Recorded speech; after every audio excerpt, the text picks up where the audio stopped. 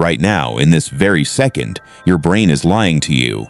You think you are in control of your financial destiny. You think your bank account reflects your hard work. But the truth is much darker. For most of the world, poverty is not a lack of money. It is a biological state of emergency that the brain has accepted as normal. Why is it that the moment you get a raise, you find a new way to spend it? Why does the thought of saving for 30 years feel like a slow death, while a $1,000 impulse purchase feels like a shot of adrenaline? This is not a lack of discipline. This is a short circuit in your evolution. Today, we peel back the layers of the broke mindset. We are going to expose why your biology is actively sabotaging your wealth, and how to re-engineer your brain to stop fearing accumulation and start demanding it. Welcome to Primal Capital. To understand why you are broke, we have to travel back 50,000 years. On the African Savannah, saving was a death sentence. If you killed a gazelle, you ate it. All of it. There were no refrigerators. There were no banks. If you tried to save meat for next month, it rotted, or a predator killed you for it. In the eyes of evolution, the only wealth that mattered was the fat on your body and the energy in your cells. Consumption was survival. Fast forward to the 21st century. Your brain still thinks it's on the savannah. When you see a digital balance in your banking app, your primitive brain doesn't see future freedom. It sees excess meat, and its first instinct is to consume it before it disappears. This is called present bias. It is a cognitive shortcut that makes $100 today feel more valuable than $1,000 a year from now. To your biology, the future you is a stranger, and your brain has no interest in feeding a stranger at the expense of the person who is hungry right now. This is the first pillar of the broke psychology, the inability to conceptualize a future that hasn't arrived yet, but it get deeper. Being broke doesn't just empty your pockets, it liquidates your intelligence. In 2013, a group of behavioral economists conducted a study on sugarcane farmers in India. These farmers were paid once a year, meaning they were rich after the harvest and broke before it. When tested while they were broke, their IQ scores dropped by 13 points. Think about that. Scarcity is a cognitive tax. When you are worried about rent, or the credit card bill, or the price of gas, your brain's processing power is diverted to survival mode. You lose the ability to think long-term. You lose the ability to spot opportunities. You are literally too distracted by being poor to figure out how to get rich. This creates the scarcity loop. Because you are stressed about money, you make bad, impulsive decisions. Those bad decisions lead to more financial stress, and the loop tightens. Your brain starts seeking dopamine band-aids. You buy a new pair of shoes or a gadget you don't need, not because you can afford it, but because your brain is desperate for a temporary feeling of control in a life that feels chaotic. You aren't buying a product. You are buying 15 minutes of relief from the pain of being broke. In the modern world, broke is often dressed in the clothes of comfort. We are the first generation of humans who can feel like kings while having zero net worth. You have a supercomputer in your pocket. You have 500 channels of entertainment. You have food delivered to your door. This is the comfort trap. When life is tolerably uncomfortable, you lack the primal rage necessary to change your circumstances. You are broke, but you have Netflix. You are broke, but you have high-speed internet. The edge of your hunger has been dulled by cheap entertainment and processed salt.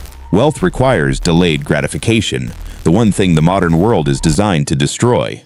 Every app, every store, every buy now, pay later button is a weapon pointed at your ancestral weakness. They want you to stay in the present. They want you to keep the meat rotting on the savannah, because as long as you are consuming, you are a resource for their empire, not the architect of yours. So, how do we fix a brain that was built to fail in the modern world? You don't use willpower. You use systems architecture. First, you must make the future real.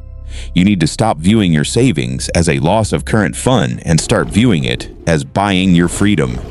Every dollar you save is a soldier you've recruited to fight for your sovereignty. Second, you must automate friction. If you have to choose to save every month, you will eventually lose. Your primitive brain will win. You must hide the meat from the hunter. Automate your investments so the money never hits your consumption account. If you don't see it, your brain doesn't register it as available meat. Third, you must transition from consumer identity to accumulator identity. A consumer looks at a $50,000 car and sees status. An accumulator looks at the same $50,000 and sees $5,000 a year in passive income for the rest of their life. They see the invisible gold behind the metal. We've identified the enemy within. We've exposed the Savannah's curse, but understanding the trap is only half the battle. Now we must dismantle it. To reach true wealth, you must achieve what psychologists call cognitive decoupling. This is the ability to separate your emotions from your numbers. Most people feel their bank account.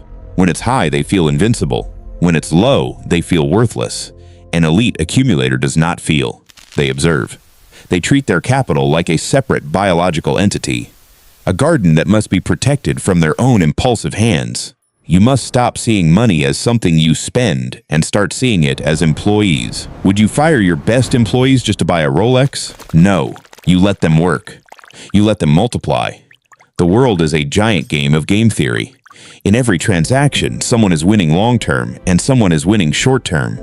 When you buy a liability, you win for 15 minutes. The company that sold it to you wins for decades.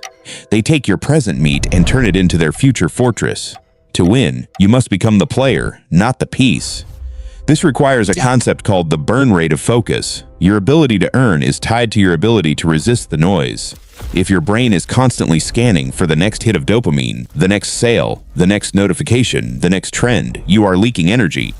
A 15-minute scrolling session doesn't just cost you 15 minutes. It costs you the deep work state required to build a multi-million-dollar system. You are trading an empire for a meme. Let's talk about the 3 layers of sovereignty. Layer 1, the oxygen tank. This is your liquid cash. It's not for spending, it's for breathing when the world chokes. It's the peace of mind that prevents your IQ from dropping 13 points when a crisis hits. Layer 2, the golden infantry. These are your cash-flowing assets. Real estate, dividend stocks, automated businesses. They are the soldiers that fight while you sleep. Layer 3, the eternal vault. This is your legacy, the capital you never touch, the wealth that outlives your biology. Most people try to build Layer 3 before Layer 1. They buy the status before they buy the peace. This is the ultimate broke move. You must build from the ground up, with the cold precision of an architect. True wealth is not about what you can buy. It's about what you can ignore. The ultimate luxury in the 21st century is silence. Silence from the noise of the market. Silence from the demands of your primitive urges. Silence from the need to prove your worth to people who are also broke. You have been programmed for 50,000 years to stay small, stay hungry, and stay desperate. But that program is obsolete. The Savannah is a memory. The digital prison is a choice. Today, you stop being a consumer. You stop being a resource. You become the capital. This is Primal Capital. The hunt for sovereignty never ends. Subscribe to lead the pack.